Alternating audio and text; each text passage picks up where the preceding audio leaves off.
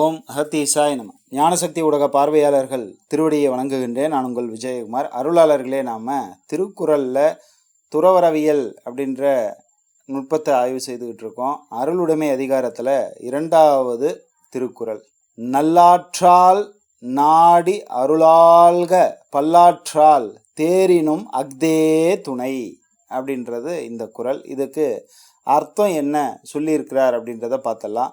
நல்ல நெறியால் ஆராய்ந்து அருளுடையவர்களாக விளங்க வேண்டும். நெறிமுறைன்னு சொல்கிறாங்க இல்லையா, சித்தர்களுடைய வாழ்வியல் நெறிமுறை.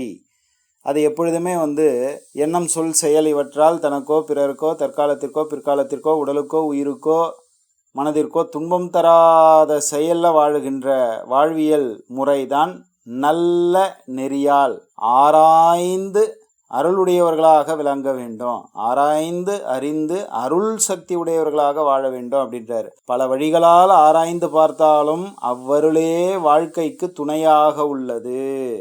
என்னதான் விஞ்ஞான நுட்பம் அப்படின்ற நுட்ப நிலைகளில் நாம் தற்காலத்தில் வாழ்ந்துக்கிட்டு இருந்தாலும் கூட, பல வழிகளில் ஆராய்ந்து பார்த்தாலும் கூட, முன்னோர்கள் சொன்ன நிறைய விஷயங்களை நம்ம உற்று ஆய்வு செய்து நோக்கி பார்த்த பொழுது அந்த நல்ல நெறி அப்படின்னு சொல்கிறத கட்டாயம் பின்பற்ற வேண்டும்.